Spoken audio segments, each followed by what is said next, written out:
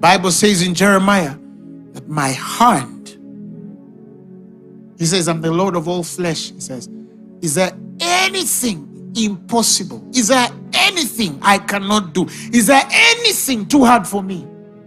Jeremiah chapter 13 verse 27. I'm the God of all flesh. I am the God of all flesh. I am the God of all flesh. Even that body of yours that has disease, it knows him that he is the God of all flesh. And he asks you, is there anything too hard for me? Ezekiel, come. Takes him in a valley of dry bones and asks him, can these bones live? Only you know, Lord. Ezekiel, understand how I do things. The problem with us is we are conformed. We are conformed. Because they are failing, we think we should fail. Because they die early, we think we should die early. Because they have buried them, we think we should bury them. He tells you, be transformed, changed by the entire renewal of your mind, and get new ideals and a new attitude. A new ideal and a new attitude. You have a different attitude. You set a different attitude.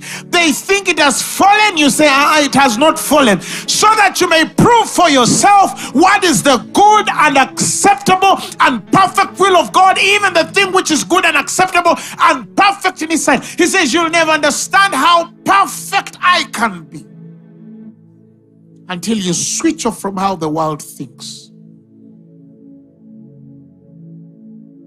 Ladies and gentlemen, this world we live in is fallen. It's an enemy to you even before you know it. That's why the Bible says friendship with the world is an enmity with God. Because to be a friend with the world, you have to be at odds with God. You have to set yourself against his law and principles.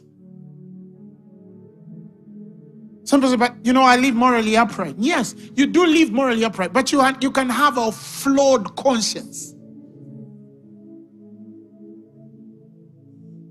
A flawed conscience. Do you know the world determines the way the world moves? There are predictions on how you should turn out. Who coined the idea third world country?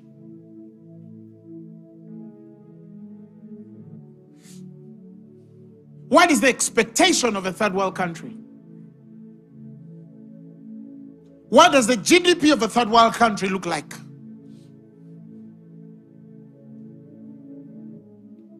Did you know that they even gauge your lifespan? That because you live in a third world country,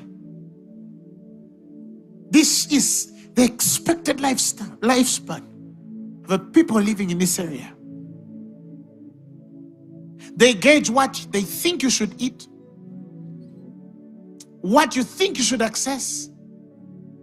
They determine how much money they can give you, what they cannot give you, how much aid should come, how much aid shouldn't come, who should lead, who shouldn't lead, how and where. Because the world has classes. It's hidden, but it's real and deliberate. Recently we were traveling, and it happened again.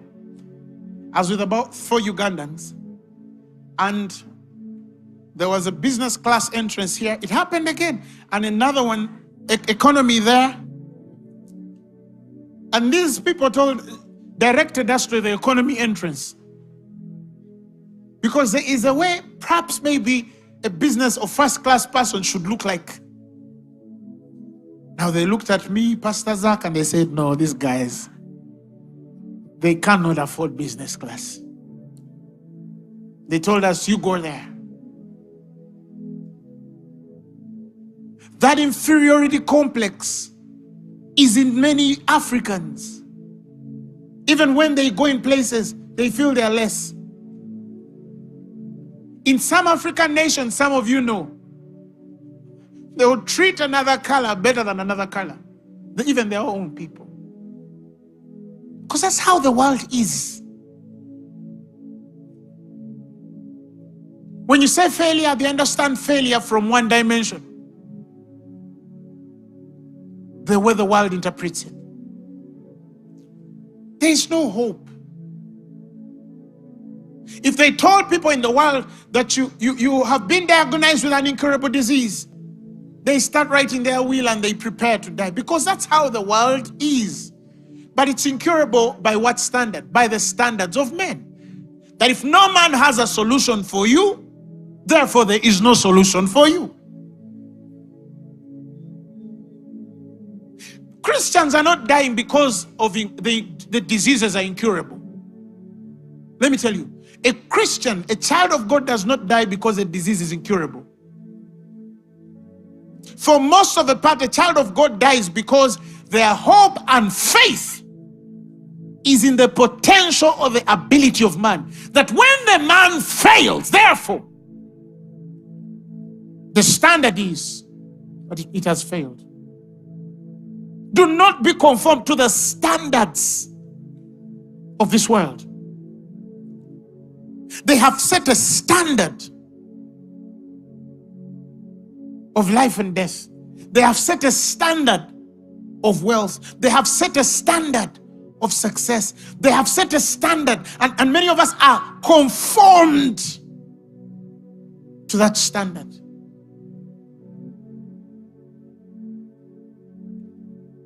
There was a time people were dying of flu. When somebody got flu, a couple of years ago, some of you know history, they were gone. They had to write their will because they are going to die. Influenza used to kill people. By the grace of God, by the revolution of medicine, people live now. So if somebody gets flu, they don't worry.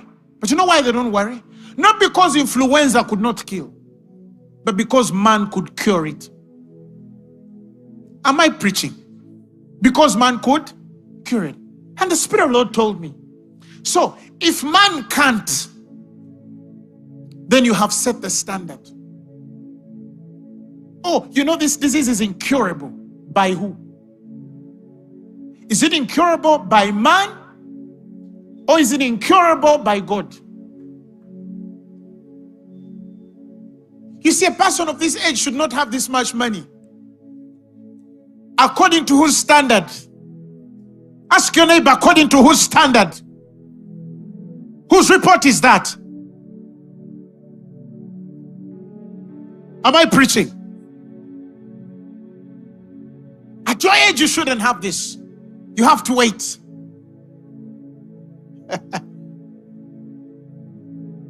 One time, I wanted a certain car.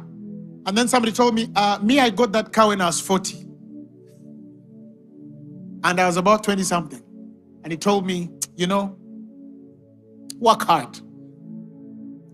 So they set a standard of when I should have that car.